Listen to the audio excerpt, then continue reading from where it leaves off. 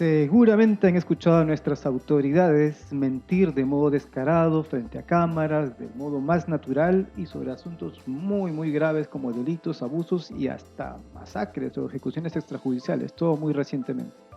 En una sociedad como esta, donde todo parece opinión, relativo y efímero, ¿será que es útil conversar sobre lo que han vivido las personas en nuestra historia reciente? Si casi cualquier tipo con una cuenta en Twitter puede desaparecer o negar la realidad de un golpe de teclado, creemos que sí, pues que pese a eso puede valer la pena, pero justamente de eso vamos a conversar en este episodio de La Oruga.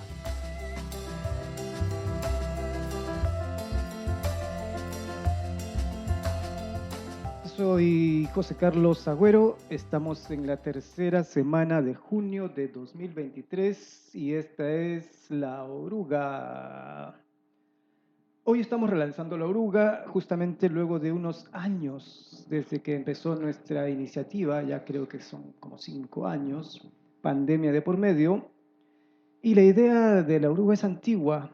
Teníamos toda la intención de reflexionar y compartir historias que interrumpieran un poco el sentido común que domina nuestro país y que quizá trasciende al país, que es global, que es la de básicamente eliminar el pensamiento de los asuntos públicos, no reflexionar y compartir rótulos y agravios. Cuando lanzamos La Oruga, y ahora que la retomamos, casi cualquier conversación sobre el pasado violento del país y también el pasado violento que hasta ahora nos alcanza, parece que podría resumirse fácilmente en palabras o mantras tipo eres un caviar, un terruco, un vándalo, un zurdo, un comunista, un violentista.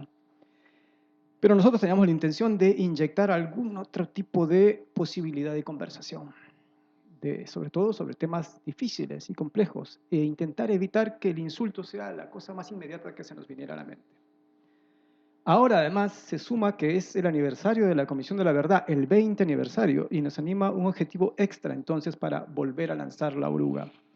Queremos tocar casi cada semana un tema, un problema que haya sido esbozado por la Comisión y vincularlo con el presente. La idea que tenemos es bien simple, decir, negacionista, la CBR sí existió y lo vamos a traer cada vez que sea oportuno para que lo escuchemos, para que lo compartimos y para que sea más difícil decir esto nunca ha ocurrido o la Comisión de la Verdad simplemente es una opinión más. Estoy aquí justamente con La Oruga, sus integrantes, Tania Portugal, Francesca Uccelli, Rosa Vera, y con ellos vamos a conversar sobre estas cosas. ¿Vale la pena La Oruga? ¿Vale la pena conversar sobre temas difíciles en un mundo cínico? Eso es. Francesca, ¿cómo ves este asunto, ¿no? La Oruga nació en otro contexto, nació hace ya 5 años más o menos, pero ha pasado la pandemia, mucha mortandad, ahora estamos viviendo, para mí por lo menos, un gobierno autoritario. ¿Cómo te sientes? ¿Cómo crees que La Oruga sigue conversando con el país, tomando en cuenta que el contexto, el Perú siempre está un poco fregado, pero parece estar un poco más? Sí, recuerdo mucho cuando empezamos, ¿no? Y el contexto que nos animó a lanzar La Oruga, a buscar espacios de encuentro, espacios para que voces que no habían tenido oportunidad de hablar eh, pudieran decir reflexiones, vivencias, ¿no? Y claro, La Oruga surge en otro contexto completamente distinto, ¿no? Un contexto un poco más esperanzador, en el que identificábamos como que había ganas de escuchar, por lo menos. Creo que un hito importantísimo fueron los libros de Lurgio Gavilán y el tuyo mismo, el de Los Rendidos y el del Soldado Desconocido, ¿no? Que marcaron como un hito, creo yo, en otras formas de narrar lo que se había vivido, más desde la experiencia, pero aparecía que era un contexto en que la gente quería saber, ¿no? Quería saber, y en ese contexto surge La Oruga, para dar oportunidad a conversar, a encontrarnos, a conversar sobre temas difíciles, pero de una manera, no sé, crítica y dispuestos, ¿no? Entonces, bueno, el contexto actual es diferentísimo, ¿no? Eh, Más bien se han cerrado esos espacios que habían como de mayor apertura para conocer, dialogar, conversar. Pero creo que igual sigue siendo importante, ¿no? Quizás más, de otra manera, ¿no? Mientras la oruga surge en un momento para responder como a una demanda que parecía haber de conocer, de entender, de comprender experiencias que otros no habían vivido, pero que podías llegar a sentir, a solidarizarte, a reconocer a través de las vivencias de otros. Hoy en día no ese es el mismo contexto, es todo lo contrario, pero la apuesta sigue siendo terca por abrir espacios para escuchar, para reconocer aquellas voces que siguen siendo silenciadas, y tú mismo has mencionado en la introducción de esta conversa todo lo que hemos vivido, ¿no? Pero por otro lado pienso que sigue siendo importantísimo abrir este espacio y tratar de seguir pensando, ¿no? Claro. Sí, bueno, cuando tuvimos esta idea, igual los podcasts no eran tan conocidos, ¿no? Ujú. Ahora hay Ay, podcasts por doquier, la gente tiene sus podcasts en plataformas muy diversas. Y sí, comparto eso de que pues había como una cierta disposición o se aventuraba una disposición a escuchar, ¿no? Otras experiencias, otros relatos, pero o sea, ¿ves viable? Eso, la verdad, creo que un poco que se clausuró ferozmente luego de las elecciones, donde pues la gente ha estado más bien intentando instalar discursos muy extremos, ¿no? De confrontación entre la gente. O sea, tú eres mi rival, tú quieres destruir la democracia, o tú eres terrorista y tú quieres no sé qué, la revolución. Y así como que escucharse es difícil. De acuerdo, el contexto es completamente otro, pero por lo mismo importante también, ¿no? Crear espacios y que esta es una manera de llevar historias, vivencias, pero también reflexiones éticas, ¿no? Que rompan con este sentido más dicotómico del mundo, de buenos y malos, eh, y tratar de comprender y de acercarnos, de cierta forma, sin ingenuidad, ¿no? Así sea entonces con fe. Rosa, tú trabajaste en la Comisión de la Verdad y Reconciliación y ahora estamos ya 2023 en el CBR más 20. Algún día, porque el tiempo no se va a detener, llegaremos al CBR más 50 y al CBR más 80 y así sucesivamente. ¿Cómo crees que se puede aportar para que esto no sea una efeméride más muerta y seca y se enganche con las vivencias de la gente en el presente? O sea, que signifique algo más que una acumulación de años y celebraciones. bueno, para mí, ¿qué puedo decirte? El contexto, como acabas de decir, ¿no? Estamos viviendo un gobierno autoritario y eso de alguna manera me hace pensar que cuando la CBR se instaló, fue prácticamente luego de haber también pasado por un gobierno autoritario. Parece que solemos siempre repetir nuestra historia, pero siempre como tragedia, nunca como comedia. En realidad, para mí es muy trágico lo que estamos viviendo actualmente, ¿no? Y nuevamente cayendo repitiendo, digo, no solamente lo trágico de los gobiernos, sino lo que en un momento dado la misma Comisión de la Verdad denunció, ¿no? O lo puso allí en las páginas, ¿no? Repitiendo esta discriminación brutal, repitiendo el racismo, que en las elecciones últimas hemos visto que se ha manifestado de una manera horrible, ¿no? Y más allá de las personas, ¿no? Más allá de los gobernantes, lo que estamos viviendo es estas heridas que se abren constantemente, ¿no? O sea, ahorita recuerdo mucho el título de un texto de Carlos Iván, de estos hondos y mortales desencuentros. Son hondos y son de verdad abismales, ¿no? Y son dolorosos y los estamos, y están allí, ¿no? Están, o sea, de verdad es que recordar el trabajo en la CBR me genera hoy en día esta suerte, digamos, de entre recordar tiempos bonitos porque trabajé allí, ¿no? Y de ese esfuerzo enorme de personas sumamente comprometidas con el trabajo de la CBR, ¿no?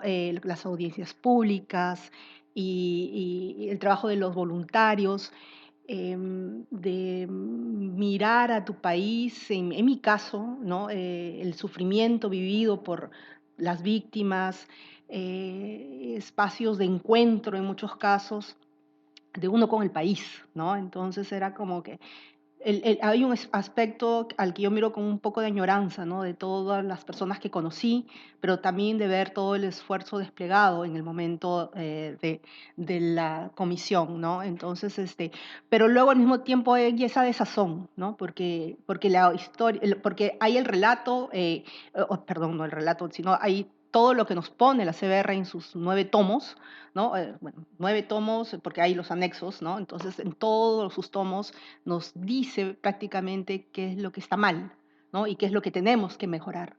Pero hoy en día han pasado pues 20 años y lo tenemos escrito en papel, lo hemos leído muchos, otros ni siquiera lo han leído, pero critican y despotrican. Y tenemos que oír a gente que nos dice que a cuanto más derechos humanos, menos democracia, ¿no? Entonces, eso es lo que estamos viviendo hoy, ¿no? Entonces, sí, mirar esto que pasa hoy y volver a mirar al informe ya no me genera no solamente esa cosa, esa añoranza del tiempo vivido y del trabajo bonito que yo vi desplegarse allí, ¿no? Del esfuerzo, de la suma de esfuerzos, sino que también al mismo tiempo hay una desazón enorme, no lo voy a negar. Y la oruga en este momento es como que para mí es esta suerte, digamos, de espacio que me permite tener esperanza un poco, ¿no? En medio de toda esta desazón, porque de verdad a veces suelo ser muy negativa en mi mirada, pero es que uso Twitter, ¿no? Y ver, escuchar, perdón, leer cada Twitter, como tú estabas comentando, los discursos brutales, la negación, ¿no? O sea, en la época de pandemia había gente que no creía ni siquiera en lo que se vivía en la India y decían que era un montaje y que eso no estaba pasando y que no moría tanta gente, ¿no? Entonces, bueno, o sea, de verdad que era como que yo tuve tíos, perdí mucha gente en pandemia, ¿no? Entonces era como que, ¿qué están diciendo? O sea, te duele y al mismo tiempo te ofende, ¿no? Eh, que ninguneen algo que lo estás viviendo, ¿no? Pero al mismo tiempo es como que, bueno, tengo que hablar de mis muertos, ¿no? Y tengo que enrostrar a mis muertos para que me crean, ¿no? A ese punto llegamos, ¿no? Y eso sí me parece terrible, ¿no? Porque en algún momento, en un altercado en Twitter, tuve que decirle, mira, murió mi tía no hace pocos días, ¿no? Entonces era como que, pero ¿por qué, no? ¿Por qué tienes que lucir o enrostrar tu dolor para que alguien simplemente no use el argumento que usó contra ti, ¿no? O contra mí, en este caso, ¿no? Entonces, la oruga para mí es en este momento el espacio en que de alguna manera mi esperanza y mi fe se ancla, ¿no? Para que no todo parezca tan terrible, ¿no? Entonces, y es terrible, ¿no? Son 20 años y en este momento pienso que casi nada ha cambiado, ¿no? Estamos nuevamente como en un bucle, viviendo nuevamente el post-CBR, pre-CBR, ¿no? Esa cosa de la cual no parece que vamos a salir en algún momento, ¿no? Pero bueno, vamos a tener fe sin saber, como dice la canción de un grupo que me gusta mucho, sin saber fe en qué, en realidad, ¿no? Porque estamos mal, pues, ¿no? Y leemos y hay 60 muertos y nadie responde y se habla de que tenemos que romper con los organismos de derechos humanos, que hay que salirnos, ¿no? De los pactos internacionales, entonces, diablos, o sea. Sí, parece un círculo Exacto, vicioso, como que exacto. la historia se come la cola, ¿no? Sí, totalmente. Tú mencionabas hace poco, acabas de mencionar que fue el abogado Lucas Gersi, ¿no? Sí, Que constitucionalista. constitucionalista Sí, dice ser que mencionó hace poco, ayer, que o anteayer, Sí, o hace unos días, que a más derechos humanos, menos menos democracia. democracia. Sí, Un tipo brillante sí. realmente, un lúcido representante de nuestro constitucionalismo. Tamia, hoy que, como bien señala Rosa, todo parece ser relativismo, todo se ha convertido en una opinión más, cada opinión vale lo mismo que, por ejemplo, 1000 años de conocimiento, y que todo lo que diga un experto puede ser simplemente reducido a el tuit de un mafioso, o de un oportunista, o de un cínico, y todo puede parecer que tiene el mismo efecto, y el relativismo al mismo tiempo tiene el efecto de suavizar los crímenes, ¿no? Y las responsabilidades, ya sean del Estado, de los grupos subversivos o de quien sea. ¿Cómo crees que se sale de esto, ¿no? De este espacio donde en realidad el vínculo con la verdad es casi inexistente, y nosotros estamos haciendo un podcast donde se supone que estamos trabajando con la palabra? Entonces hay un enganche con que la palabra debe ser escuchada porque algún tipo de verdad porta. ¿Cómo la ves?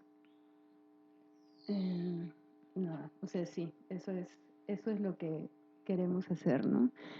Y bueno, desde diciembre y tal vez antes también con las elecciones y todo, de verdad que invade un pesimismo bien fuerte, ¿no? O sea, hemos conversado ya entre nosotros sobre esto y también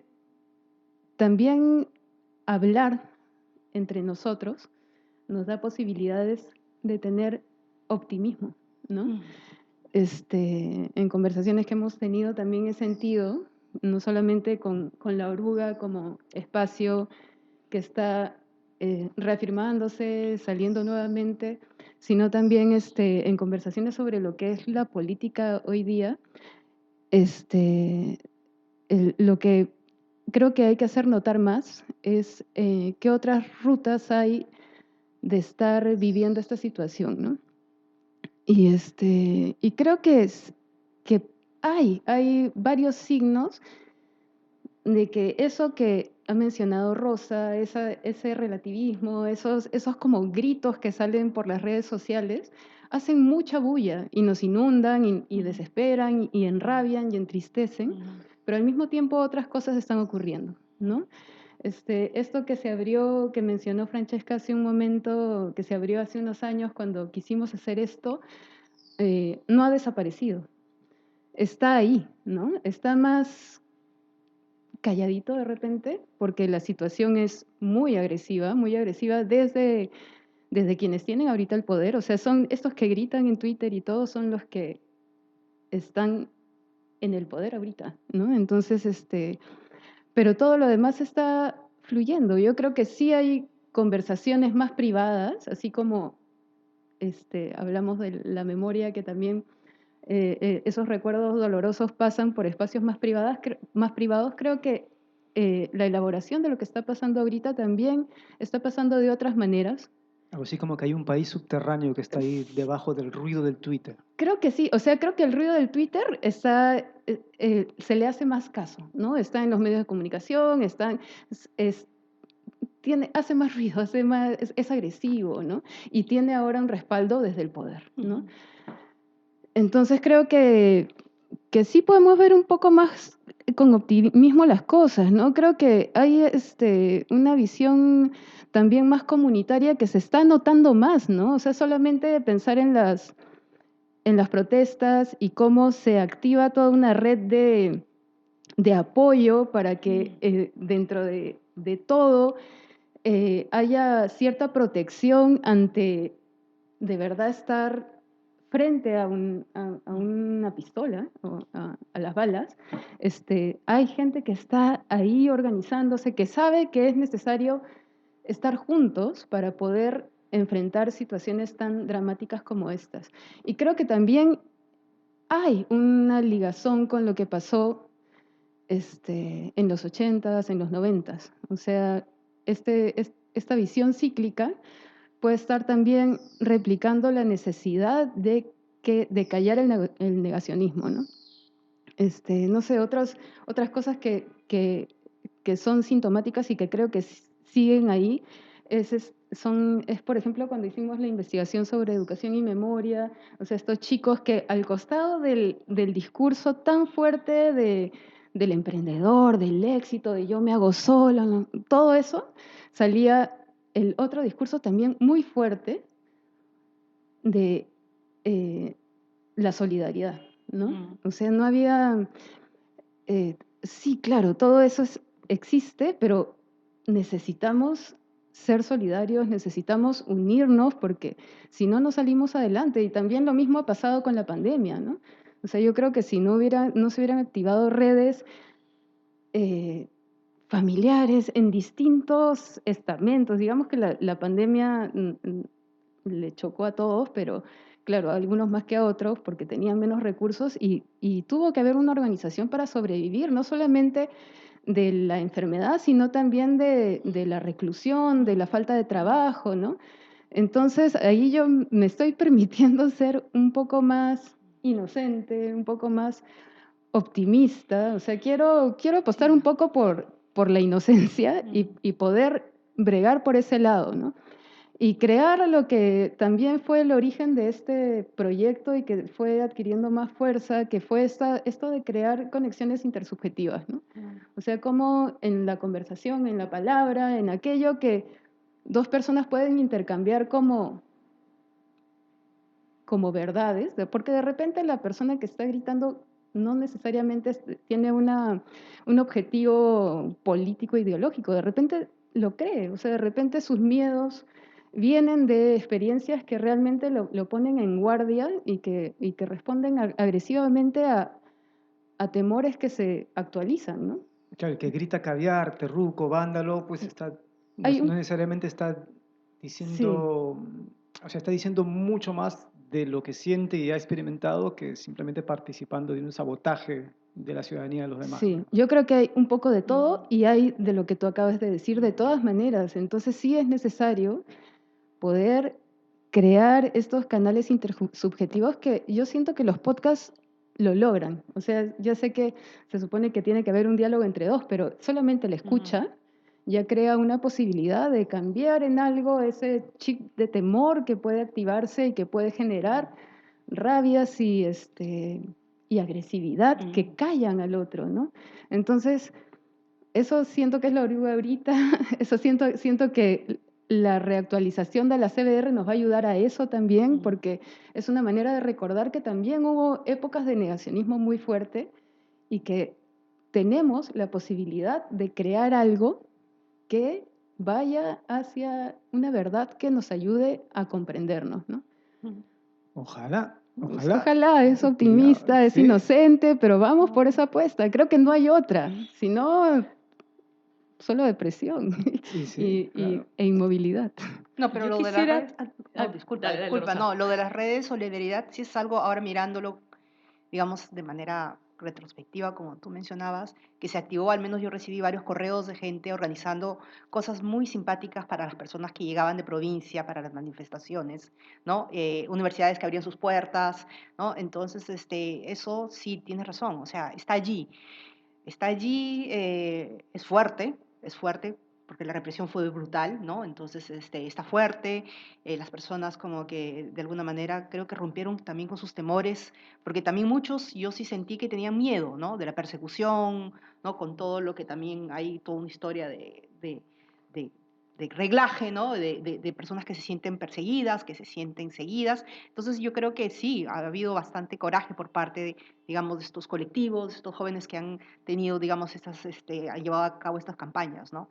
Pero sí, o sea, yo creo que mirándolo, ¿no? Y en la misma pandemia, ¿no? También todas estas redes de colaborar con amigos, con lugares de oxígeno y todo esto también, ¿no? O sea, sí.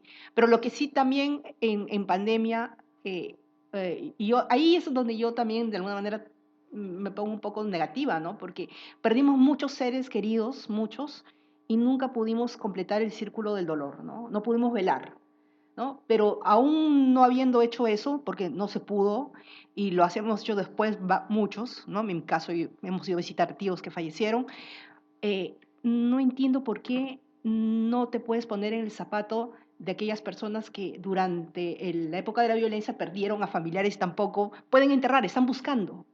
Están allí las fosas, están los huesos, ¿no? Hay procesos que todavía están detenidos y entonces ellos no cierran su círculo nunca, ¿no? Entonces yo ahora puedo visitar, ¿no? Pero ellos, y porque está allí, pero revaloras todo eso, ¿no? Y entonces si lo revaloras, ¿por qué no te puedes en este momento poner en los zapatos de esa persona que perdió y que no cierra nunca ese círculo de dolor, ¿no? No hay una despedida, ¿no? Entonces, nuevamente, es como que sí, se activan cosas positivas, pero al mismo tiempo es como que nuevamente también miras el otro lado, ¿no? O sea, es como que no te encantes mucho, ¿no? Entonces, sí, no sé, o sea, para mí es, no, prefiero no encantarme mucho y no sufrir luego el dolor No decepcionarte. de la decepción, ¿no? Pero no, sí, o sea, sí, es verdad, se dan, ¿no? Estas cosas. Sí, yo, siguiendo un poco lo que estábamos conversando, yo sentía que la oruga además es como un proyecto, pero que de cierta forma muestra algo en lo que creemos, ¿no? Todo el proceso, en la investigación, en la participación con las personas que han venido, que han aceptado a participar con nosotros, hemos vivido como equipo y los participantes mismos una transformación, ¿no? Una transformación en el proceso, que es el hablar, el ser escuchados, el ser escuchadas, ¿no? El compartir.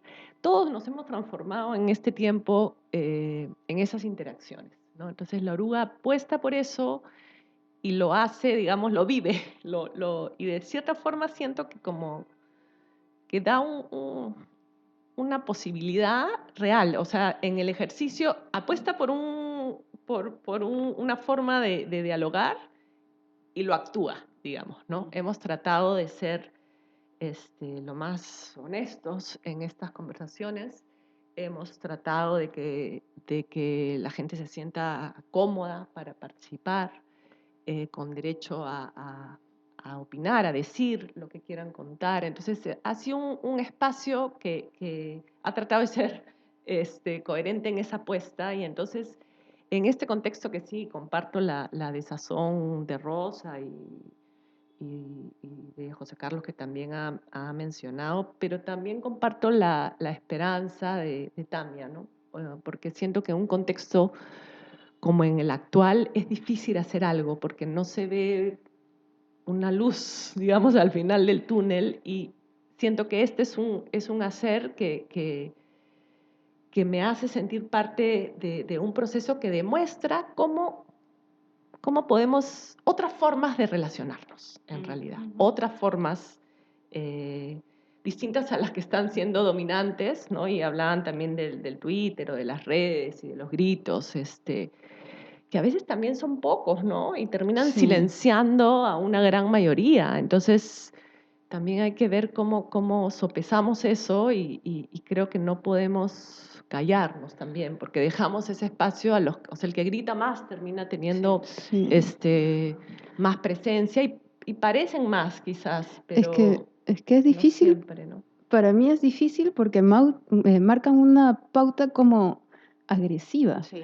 Entonces entrar a ese diálogo agresivo a mí me cuesta muchísimo. O sea, ya a estas alturas, no sé, es como, o sea, si yo veo un comentario agresivo, o sea, más bien el ejercicio es como cambiarle ese Bajarle el tono. sí, ese tono y ponerle otro, porque si no estás hablando a gritos, ¿no? Pero sentía algo que se me olvidó mencionar hace un ratito, o sea, son las encuestas, ¿no? O sea, la gran mayoría de gente no está de acuerdo con el gobierno ni con lo que está pasando y hay un reconocimiento de que hay violaciones a los derechos humanos y eso es grave, ¿no?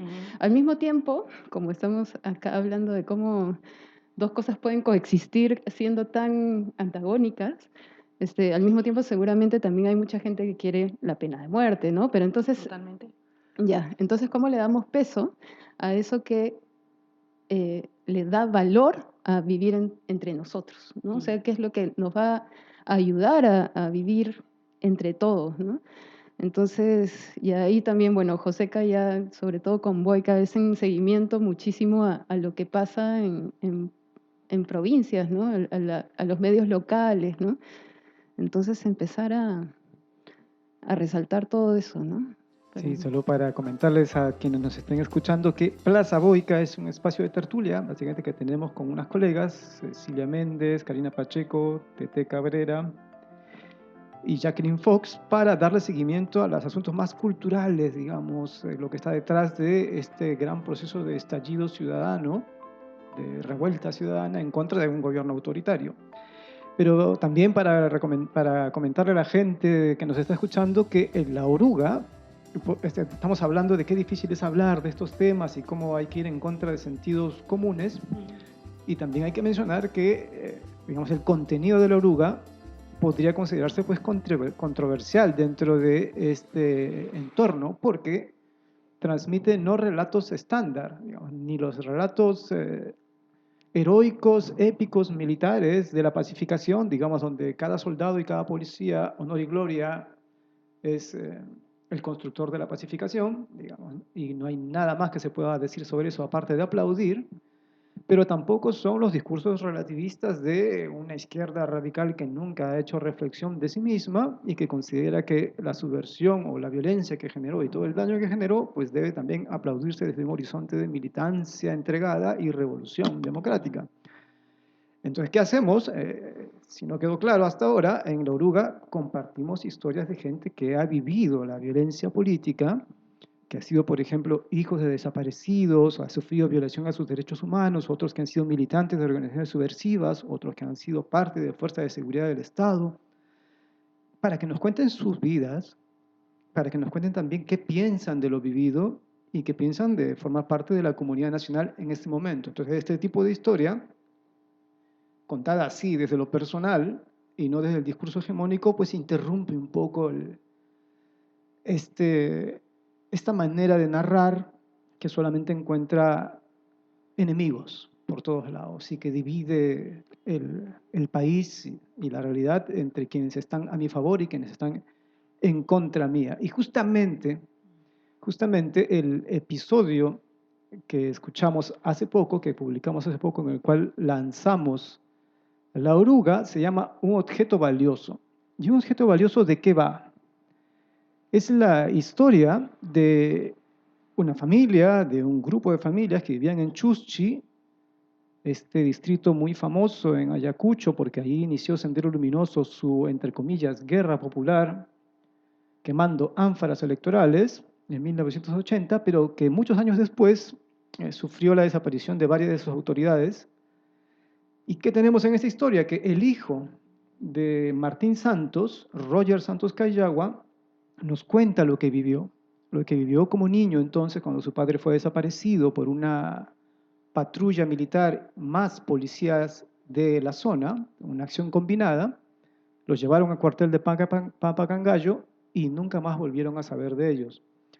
Pero, ¿cuál es el kit de un objeto valioso de este episodio? Que se produce un juicio, luego un segundo juicio y el militar que es sancionado en el primero, en el segundo participa como testigo de los hechos, colabora con los familiares y en algún momento les pide perdón. Y esto genera una serie de efectos en cadena positivos para la vida de estas personas. Eso es lo que hemos compartido hace poco, ojalá les haya parecido interesante y abro, ¿qué les pareció? ¿Qué sienten de este episodio? El episodio narra, y todos los episodios en realidad no solo narran el pasado, sino el efecto del pasado en el presente, ¿no? Cómo a veces nos quedamos en el hecho violento y como si fuera un episodio del pasado, cuando ese hecho termina afectando trayectorias. Si pensamos en la historia de Roger, cómo hubiera sido su vida si esa patrulla no entra a su casa, ¿no? ¿Cuál hubiera sido esa historia? Hubiera sido otra.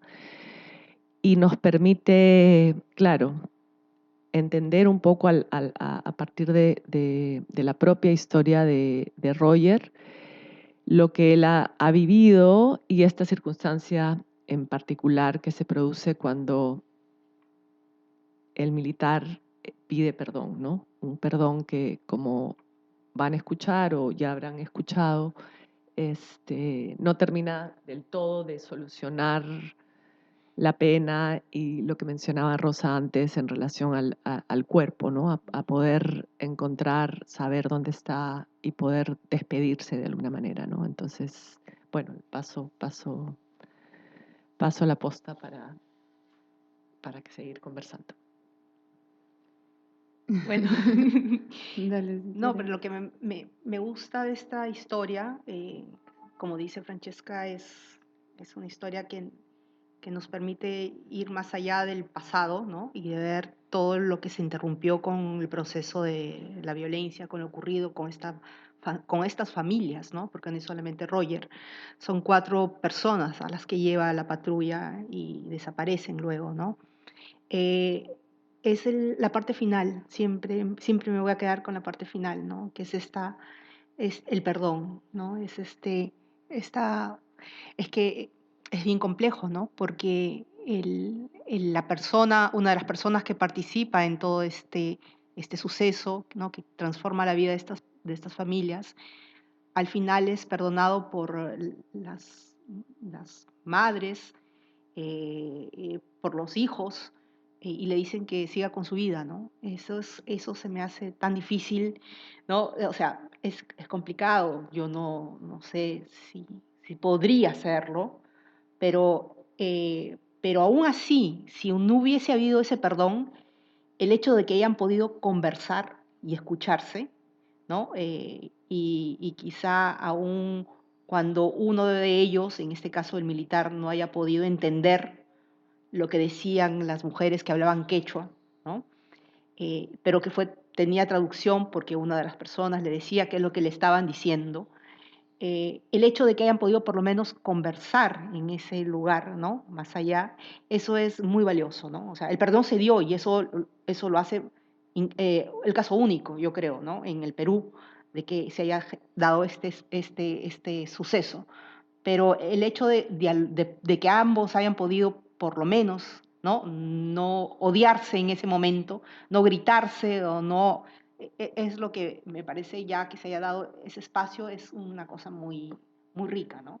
Yo creo que esto es lo que buscamos de alguna manera, ¿no? Todos aquí en La Oruga, ¿no? De poder sentarnos y generar esos espacios de conversación, de poder oírnos entre peruanos, ¿no? Porque eso es lo que somos, ¿no? Y deberíamos apuntar hacia, ¿no? No sé, también. Este, sí, bueno, ustedes ya creo que han dicho casi todo. ¿Qué más de repente resaltar? Creo que en la trayectoria de Roger también me gusta mucho cómo la historia crea el personaje del padre. Mm, O sea, me lo imagino, lo mm, veo haciendo todas sus actividades, teniendo relación con la gente de su comunidad, teniendo relación con autoridades, o sea, una persona muy activa, ¿no? Entonces, hay algo en eso que me engancha, que me permite imaginar eso, ¿no? La vida antes de ese hito tan duro que a Roger le tocó vivir, ¿no? Cómo hay una historia atrás de esta persona que era como un intermediario también, ¿no? Entre mm, las personas de su comunidad y las instituciones, que es algo que pasa mucho ahora también en las comunidades, que hemos mencionado antes, donde ha ocurrido violencia en los últimos meses, ¿no? Creo que eso me resaltaría. El perdón es algo tan mm, complicado y mm, creo que en cada una de las historias que hemos ido ujú, recogiendo o conversando con la gente ha sido un tema que hemos conversado, ¿no? mm, O sea, nadie tiene por qué exigirle a nadie que ujú, perdone, ni nadie tiene por qué dar el perdón, ¿no? Pero creo que es un tema que de todas maneras conmociona, ¿no? sí, Y moviliza a dialogar, como hace un ratito decía, desde otro, no desde la confrontación, sino desde, a ver, ¿no? O sea, abre un espacio para ver si escucho o no escucho, ¿no? Igual, ¿no? Cada uno va a tener la posición que necesite frente a ese momento, ¿no? Pero es algo que crea una conmoción, ¿no? Un cambio, una posibilidad, ¿no? Entonces, eso creo que era lo único que quería agregar. ¿Y ustedes qué dirían? Hay mucha gente pues, que tiene la opinión en la punta de la lengua, ¿no? Lo cual, bueno, es un derecho igual, así que no hay problema. Pero digamos, frente a gente que diga cosas como, uy, pero, o sea, qué fácil, digamos, abogar por posiciones tipo, uy, la reconciliación, o qué tibios estos, ¿no? Que apuestan por que se encuentren las personas y conversen cuando hay, digamos, hay mucho terruqueo, hay gente que nunca ha tenido justicia ni Es que reparación. no es nada fácil, o sea, creo que es lo más difícil, o sea, justamente en este contexto poder pensar en esas posibilidades es muy, pero muy difícil porque te expones, ¿no? O sea, eres vulnerable en muchos sentidos, ¿no? Emocionalmente, pero también hacia, hacia que te destruyan como persona, personaje, identidad, ¿no? Entonces, no es nada fácil, no es una tarea inocente. O sea, sabemos con claridad, creo que para todas las personas que deciden hablar para la oruga, es un paso importante que además están buscando tenga un significado no naif, no es como, ya sí, voy a hablar, a ver que me escuchen. No, o sea, las personas que aceptan hablar con nosotros, están pensando en generar un cambio que provoque que estas cosas no sigan sucediendo y no como un estribillo, sino que hay algo atrás, ¿no? ¿Qué es lo que pasó? O sea, hay que hacer comprender qué es lo que pasó. Bueno, una de las protagonistas de más adelante lo tiene muy, muy bien claro, ¿no? ¿Qué es lo que pasó para que no se repita? O sea, no es lo más importante, no es para que no se repita, sino qué es lo que pasó, qué se está repitiendo ahora de todo eso, por qué se generan nuevamente las mismas cosas, ¿no? Entonces, no es nada fácil, no es inocente la tarea y sabemos que para todos los que están implicados en el proyecto, para los protagonistas, igual para nosotros, ¿no? Es difícil. En esa historia de Roger, a mí lo que siempre me ha impactado es como la generosidad de las mujeres, ¿no? De las madres o esposas que perdieron para decir, anda ya con tu vida, ¿no? Tú ya cumpliste tu pena, ya. Y a veces justamente en lo que hemos venido conversando sobre esta gente que grita, que vocifera, que divide el mundo en dos, ¿no? A veces, muchas veces, quizás hay de todo, quizás muchos de los que gritan tienen una historia y un temor y una vivencia también, pero también hay muchos que vociferan y que están bien lejos de esa historia, ¿no? Y en este caso tenemos, en este episodio tenemos personas con mucho dolor, ¿no? Y es el dolor que de alguna manera se comprende y se acerca más, ¿no? Y eso es lo que a mí más me sorprende y a la vez es como una esperanza como de humanidad, ¿no? O sea, las mujeres, a pesar de su dolor, a pesar de que no saben dónde están las personas, y no digo, como dice también, no es que sea un mandato ético, todos tenemos que perdonar, no, pero en este caso es como, no sé, como dignificante, no sé exactamente qué palabra usar, pero como que muchas veces en este trabajo que hacemos, las personas que más han sufrido son las personas que están más conectadas con la otra persona, ¿no? No hay esa sensación como de distancia de que tú eres bueno, tú eres malo, sino que comprenden y lo han vivido el dolor y es desde ahí que son capaces de comprender, de aceptar y de soltar hasta una situación tan difícil como la que se presenta en ese momento, ¿no?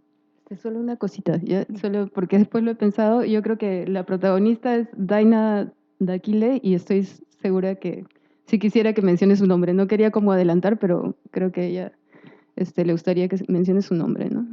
Chatamia estaba mencionándonos que en el próximo episodio de los relatos que vamos a compartir, el que hemos escuchado, el que acaban de escuchar o el que invito a escuchar se llama Un objeto valioso, que cuenta esta historia de Roger Santos, en realidad de su padre, de él y del militar involucrado en este momento de encuentro y perdón. En un mes viene la siguiente, que es la historia de Daina de Aquile, hija de Bárbara de Aquile, y donde vamos a encontrarnos también con no solamente este relato, sino los dilemas por los cuales ella atraviesa en el presente para intentar aportar en la vida política, social y cultural del país. No quiere solamente vincularse al recuerdo de su madre y el momento de la violencia política como un testimonio del pasado, sino como algo, con lo duro que puede sonar esto, algo así como un capital con el cual ella puede movilizar para hacer algo para que la gente viva mejor en el Perú, digamos, para que haya una mejor democracia y haya un mejor respeto a los derechos humanos. Entonces, eso se viene, espérenos dentro de 3 semanas. ¿Qué más? ¿Algo más antes de dar por terminada nuestra charla a partir de este relanzamiento de La Oruga? José Carlos, tú cuéntanos. ¿Qué quieres que te cuente, Francesca Uccelli? ¿Qué? Sobre Roger, porque tú mismo Sí. has hecho este episodio, entonces cuéntanos un poco cómo fue esa conversación, el proceso y tus propias reflexiones sobre el perdón. Pues yo creo que no he hecho tanto, la verdad. Hay suerte a veces en la vida, ¿no? De cuando uno se encuentra con gente muy valiosa, ¿no? Y es básicamente eso, poner en circulación cosas que ya están ahí. Roger Santos Cayagua, un tipo excelente, vecino de Huachipa, un empresario como cualquier otro en el Perú, un peruano más, pues ya venía reflexionando sobre estas cosas. Él ya, cuando nosotros lo hemos buscado en La Oruga para hacer el podcast, estos episodios ya habían ocurrido. O sea, el perdón ya se había dado, el juicio ya había ocurrido, él ya había reflexionado sobre esto, el encuentro que se da en la reconstrucción de los hechos, en el juicio oral, ya había ocurrido. Entonces solamente es también como, quizá hay algo en La Oruga que es como pescar los momentos dignos que hay en la sociedad. El Perú no produce solamente basura, digamos. Produce con mucha frecuencia basura, es verdad. Crueldad, casi de manera sistemática, es cierto. Impunidad, como si fuera una naturaleza, pero también produce cosas valiosas. Y el militar ya había pedido perdón. Entonces lo que lo hemos, si quieres, es algo así como que hemos puesto en valor. Hemos puesto en valor algo que ya estaba allí y que la sociedad, y no es lo único, ojo, no es la única experiencia que conozco yo en particular de ese tipo, digamos. Pero ¿cuál es el problema? Es que genera muchos efectos negativos para la gente en este contexto que hemos intentado dar cuenta en esta conversación que hemos tenido, de una sociedad tan enconada, tan dispuesta a agredir, con tanto odio que marca la cancha como si todos fueran enemigos y que impide el pensamiento y que por lo tanto impide la escucha. Le cuesta mucho a la gente compartir estos momentos. No tiene un espacio donde esté habilitada las herramientas, digamos, que no sean simplemente las de agredir. Entonces yo, la verdad, solamente tendría que agradecer a que estas personas hayan atrevido a compartir una experiencia que ya había ocurrido, pero hacerlo en compañía de nosotros y tener el valor de asumir los costos que esto puede tener para sus vidas en familia, para sus vidas laborales, para el estigma social, porque digamos, un militar que pide perdón puede ser visto por sus colegas como un traidor. Y al mismo tiempo, un familiar que otorgue el perdón puede ser visto desde los mandatos más antiguos, digamos, de cómo se debe luchar, como alguien débil, blandengue, y finalmente alguien le puede decir, tú en nombre de quién perdonas. Y yo creo que son asuntos que en efecto son dignos de ser discutidos, pero al mismo tiempo pienso esto, ¿no? Que quizás es lo que me queda a mí, ¿no? Es que en efecto existe como un mandato antiguo, no que sea gratuito, tiene una tradición de cómo es que se debe combatir y lograr el bien, digamos, ¿no? De manera social, progresista, y que habilita ciertas herramientas, digamos, ser valiente, ser corajudo, luchar por la justicia de manera infranqueable, y deshabilita otras, digamos. Yo creo que deben estar habilitadas todas las herramientas, incluidas las que tienen que ver más con la parte más humana, digamos. Por ejemplo, ¿por qué no el perdón? No debería ser una vergüenza. La aproximación, la escucha, que no elimina la posibilidad de luchar contra la impunidad. Pero estos mandatos, digamos, más duros de cómo es que uno debe ser un verdadero luchador, a veces hace que casi parezca una vergüenza habilitar otras que tienen que ver con la experiencia más del vínculo personal, de la experiencia, de entender la experiencia del otro que también posiblemente ha pasado cosas malas y sufrido, y eso no quita que sea alguien que ha cometido violaciones a los derechos humanos. Digamos, desde el mundo de la compasión, si quieren. Yo sé que esto es fácil luego de desmontar desde la academia y decir, ay, sí, la época de la confesión, en fin, a mí me importa, la verdad, a mí se me pregunta muy poco lo que la gente escribe desde estos lugares tan teóricos. Me importa un poco más ver cómo se puede aportar en la vida real algo para que la gente en un país como el nuestro se mueva un poquito, para intentar construir un espacio donde todos podamos vivir mejor.